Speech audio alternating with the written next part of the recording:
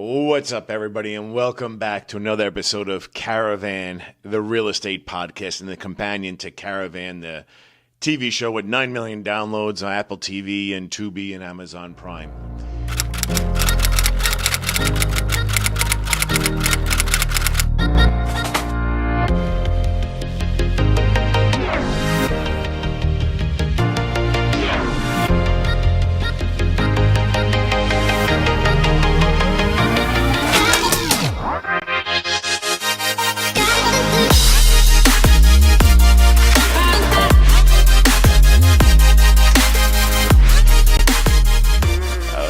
We're going to break down the housing market, real estate news, mortgage rates,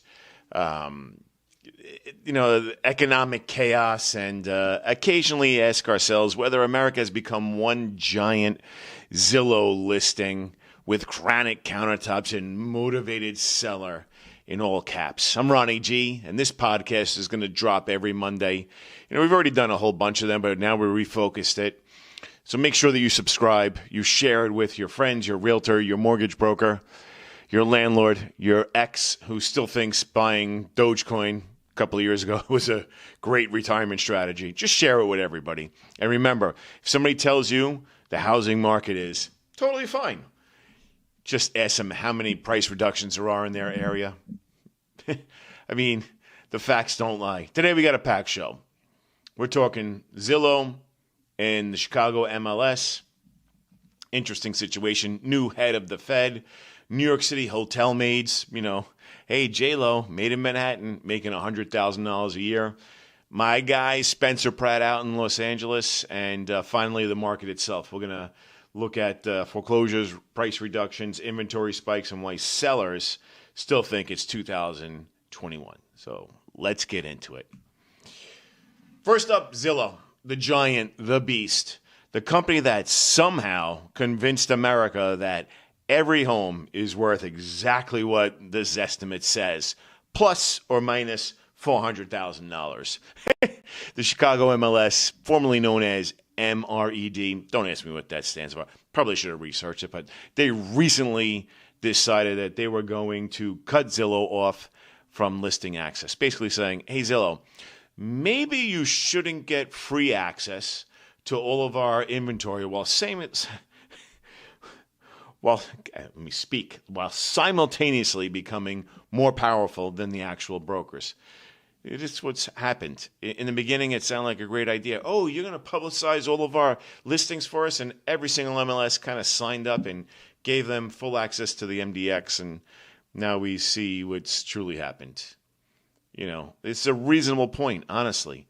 But then, I feel like the MRED had every right to do it. But then a federal judge stepped in the other day and ruled that the Chicago MLS had to reconnect their entire data feed and restore Zillow's access. So again, Zillow wins. Let's be honest here. Zillow has become the Google of real estate. People don't even ask realtors for listings anymore. I mean, I think most people that are using a realtor to buy a house is when either they don't know the market, they don't live in a market, they're moving to a new town, or they've tried to buy a house and maybe there's something funky in their mortgage process or their terms that requires somebody to kind of negotiate for them. So they're not really asking realtors as much anymore. They just go right to Zillow, and then they call the listing agent, or they put their information in Zillow. And even though John Smith is the realtor that has the listing, Zillow sends it to Mike Smith because Mike Smith is paying the fees. And then the best is when they accidentally click a random button. It just happened to me, and you get connected to 6 lenders, 3 realtors. A solar company, a credit repair company, a home inspection enthusiast, a moving company, and then some dude named Chad in Scottsdale, Arizona. Meanwhile, you're buying in North Carolina, and he's calling you saying he knows the local market. This is modern America, and it's only going to get more so like this with AI. And now here's the bigger issue. Who actually controls the real estate data? Because, the MLS... These systems were originally designed to empower brokers and agents so that they could share information and try to help their clients in the best way and mutually work together. That's why you always have listing agents and buying agents. selling agents. Over time, Zillow's built a consumer-facing empire on top of that. I mean, if you go into Zillow, you put your information in, they want you to get the mortgage from their lender. They want you to use the realtor that they're telling you to use. And that's the uncomfortable truth. Nobody wants to say it out loud. The irony is hilarious, too, because agents complain about Zillow while simultaneously paying Zillow a monthly fee, thousands of dollars a month, for their leads. It's basically like the real estate version of I hate my cable company while paying, $200 a month to get NFL Sunday Ticket, Major League Baseball, Yes Network, Sports Network, HBO, whatever. High quality H2O. Now, from a consumer's perspective, looking at it from a buyer's eyes, Zillow is convenient, but from an industry perspective, it's the devil. This is the devil that It's the old saying. It's created a serious concentration of power to a very few online sources, Zillow being the biggest, that are really trying to control everything. And with AI coming in, it's really perpetuated and sped things up in Zillow taking control. If one company controls the eyeballs, the traffic, the search behavior, the advertising, eventually they control the entire industry, front and back. And that's exactly why the MLS systems and all of the real estate associations are completely nervous. Now let's talk about something every homeowner, investor, mortgage broker obsesses about and refreshes every single morning: interest rates. New head of the Fed, Kevin Warsh, I think he got sworn in like Thursday or Friday. Wall Street's already trying to figure it out. Is he going to lower rates? How much is he going to lower them? How fast is he going to lower them? Because let's face it, the housing market desperately wants cheaper money. We can't have free money like we had, 2021, where we had 3% interest rates, 2.75. Because that just creates inflationary real estate and housing prices. The entire real estate industry right now feels like a nightclub at 2 a.m. You ever been out really late? Like maybe you should have went home at midnight and you stayed out till 2. You had that extra drink or two. And then you're looking at Uber and you're like, what's going on? What? Usually it's $8 to get home. Now it's $24 and it just keeps going up. People want to buy, but the math doesn't math anymore. The same house 2 or 3 years ago, that the mortgage all in, the pity, was $4,000 a month. Now it's like $7,000 because of rising taxes, rising insurance costs. Of course, interest rates where we are right now. And sellers, most of them are still emotionally attached to COVID pricing. They're still sitting there saying, well, my neighbor got $2.25 million in 2022. Yeah, and Bitcoin was $120, or $120,000. So let's relax. Now, here's the key thing. Pay attention. The Fed directly controls short-term rates. They don't control mortgage rates. Mortgage rates really are heavily tied to the 10-year Treasury bond. But if the Fed lowers rates, mortgage rates aren't really going to automatically collapse or come down overnight. However, lower Fed rates usually improve investor confidence, and it will reduce Treasury yields over time as these investors invest in other businesses, and businesses create more revenue, more profit, and that'll create downward pressure on mortgage rates. I mean, we saw it happen just, 2 months ago, in February, interest rates were at 5.5. The bond, the 10-year bond, was at 3.9. Then we knocked on Iran's door. Oil went crazy. Bond market went crazy. Now interest rates are 6.5 and higher. This is what the market is hoping for. And if rates fall into the low 5s, you could potentially see housing pricing and housing activity explode again. Because America has basically been frozen like Elsa. Homeowners don't want to sell because they're sitting at 3% mortgage interest rates. And it's like they have that rare Rolex, that they don't want to get rid of. Nobody wants to give up free money. And you got people literally staying in houses that they absolutely hate because they refinanced in 2021 and have a 3% interest rate. There are couples that are miserable together, but yet they're sleeping in separate bedrooms right now saying, we can maybe survive this marriage another year if rates come down. And that's how serious this is. Lower rates are absolutely going to help buyers, realtors, mortgage companies, builders, investors, everybody. And as rates come down and things become more affordable, hopefully that opens up the rest of the economy and the rest of the economy gets going. Because right now, the economy's kind of here, but the stock market's way up here, but the economy still feels like it's like we can't put it into gear. Let's see what happens here now. J-Lo. I got a great J-Lo story. If anybody wants to know my J-Lo story, shoot me a DM and I'll share it with you. Or just give me a call. I'll tell you this story. It's a great story.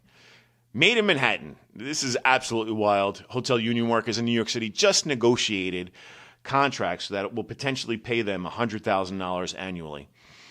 I mean, it's still not a lot of money in New York City, especially with, the cost of living and Mandami's taxes and Kathy Hochul's taxes. But immediately people started asking, like $100,000 for hotel staff, but yet rookie cops, firefighters, and teachers make, maybe 60% of that, 40% of that. It's New York City, where a studio apartment's $4,700 a month and chopped cheese sandwiches somehow has a line out the door. Before people get angry, let's be fair. New York City hotel work is not easy. It's kind of like working in hotels here in Miami. These workers, they deal with wild tourism insanity, massive workloads, physical labor, and 1 million influencer types asking, excuse me, is the pool on the roof, or where's the pool, and can I have a colder ice cube in my drink? The broader question becomes, what happens to housing costs, when labor costs go up? Historically, higher labor costs get passed down to consumers, like hotel room rates are going to go up, restaurants are going to raise prices, landlords are going to raise rents, developers raise condo prices. Everything moves upward. And this is part of the inflation spiral. This is what we've been in for the past, since the recession, 2008. The government just printed a lot of money, sent out a lot of money. They tried to stimulate the economy and kick the can down the road, and we just keep getting this greater and greater inflation. Here's the scary part. Middle-class incomes, they have not risen that fast. And to try to keep pace with housing costs is impossible. It's why cities like Miami, Austin, Nashville, some of the parts of Florida, they exploded during the migration boom, 2020, 21, 22. People fled expensive urban centers like New York, Boston, Chicago, Los Angeles, searching for affordability. But now even Miami isn't cheap anymore. It used to be, come to Miami for the beaches and the low rates and the low cost of living. And now it's come for the beaches and the $9,000 monthly mortgage. I just spoke about Los Angeles. My guy, Spencer Pratt in L.A., the Spencer Pratt, reality TV legend, the greatest, enemy of all time. The crystal salesman, the human Instagram algorithm, he just might win the election for the mayor of Los Angeles. Honestly, at this point, why not?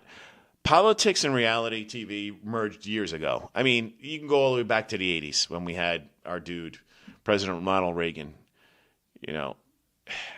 Half the country gets their news from TikTok anyway, that's filmed inside of a green Lamborghini. Now, if somehow Spencer Pratt wins, what would it mean for LA real estate? First of all, attention. LA thrives on branding, entertainment, celebrity culture, and perception. Spencer Pratt is essentially a walking publicity machine. He is a master at generating publicity and really narrating his message. The one thing I've said about Spencer Pratt that really makes him engaging, he has this incredible ability to speak in very short sentences and yet keep you hooked and keep you engaged and make you understand exactly what he's trying to say. In real estate, price is dictated by location, location, location. Southern California is a beautiful location. Los Angeles is beautiful. It's not beautiful when you have, 50 blocks of homeless and just, drugs, open air drug markets out on the street. Location values are controlled by local crime rate, quality of life, school, the education system, all of which aren't that good in Los Angeles right now. If Spencer wins and gets rid of the drug-addicted homeless who start 100 fires a day, they steal, they walk around like naked zombies, guess what? That will improve locations prices. And without super meth addicted zombies camping out on Hollywood Boulevard, restaurants and boutiques might actually attract people to their places of business. It just makes sense. Could that help revive interest in the entertainment industry there? Because LA's housing market and LA itself is implicitly or intrinsically, intertwined with the entertainment industry, and the entertainment industry has been gone.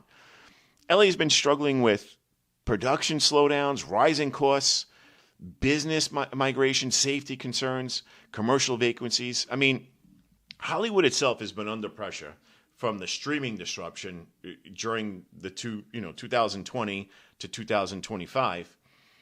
And production has just left California. In 2016, 80% of all TVs and TV shows and movies were shot in and around LA. Hence, that's what it's called the TMZ, the 30-mile zone, because everything had to be filmed in that 30-mile area around Los Angeles. Otherwise, the production companies and the networks, they had to pay almost double the price, triple the price for the talent. Now in 2016, it's less than 20% is being filmed. 2026, less than 20% is being filmed in Los Angeles because it's just cheaper to film in New Mexico, Austin, the Carolinas, New Jersey, Miami. If Pratt somehow becomes pro-business, pro-production candidate and gets elected, you could see optimism return in certain sectors. And remember, housing markets are psychological. Heavily psychological. Confidence matters. People buy homes when they feel optimistic about jobs, growth, and the future. Now, would Spencer Pratt actually solve housing affordability in Los Angeles? Probably not. But honestly, neither has anybody else. And everybody else just made every other aspect of life absolutely miserable in Los Angeles. At this point, I think the voters are just going to say, you know what? Let's get the guy from the hills and give it a shot. And frankly, I've seen less qualified people run billion-dollar companies. All right, let's take a look at the market analysis. Let's close up with this. Price predictions they're a dime a dozen, right? But what we see price reductions galore right now across the country. Except for like the Northeast, New York, New Jersey, still holding strong because that's a very, very tight market.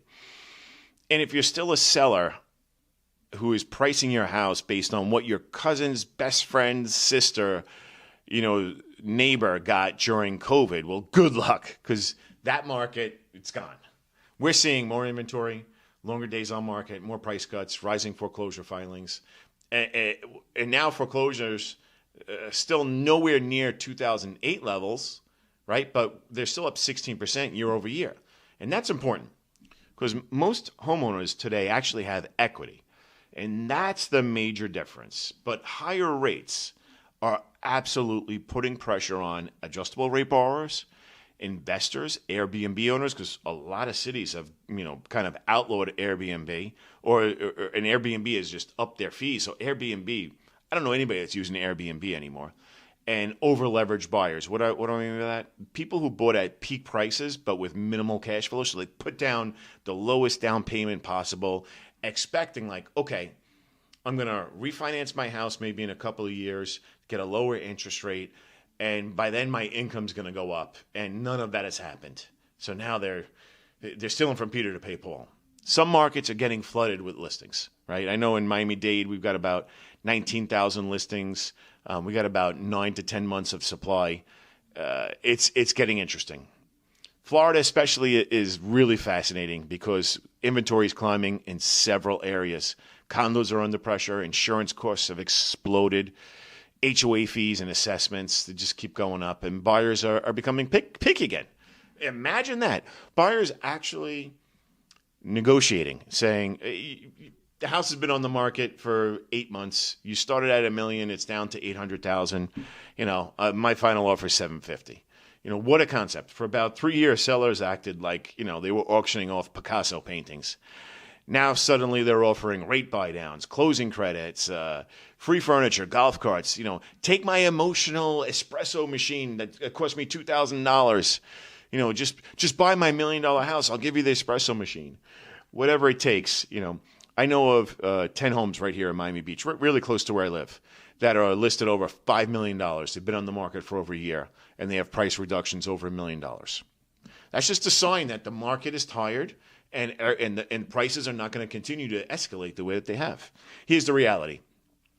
The housing market isn't crashing nationally, but it is normalizing. The normalization feels like a crash to people who bought their homes and thought they're just going to go up forever, and that's the difference. All right, guys, well, that wraps up this week's episode of Caravan. If you enjoyed the episode, I hope you did. I shared some information with you. Please share it with your friends, your family, your realtor, your mortgage broker, your favorite Zillow addict, or anyone currently pretending their condo price hasn't dropped 14%. Share it with your sister who watched every episode of The Hills and loved Heidi over LC. New episodes are going to be dropping every Monday. Hold me to it. Tune in. Make sure you subscribe, follow, comment, and send us your topics you want covered next week. And remember, in real estate, everybody's a genius in a bull market. The real professionals survive when things get weird. See you next Monday on Caravan. I'm Ronnie G.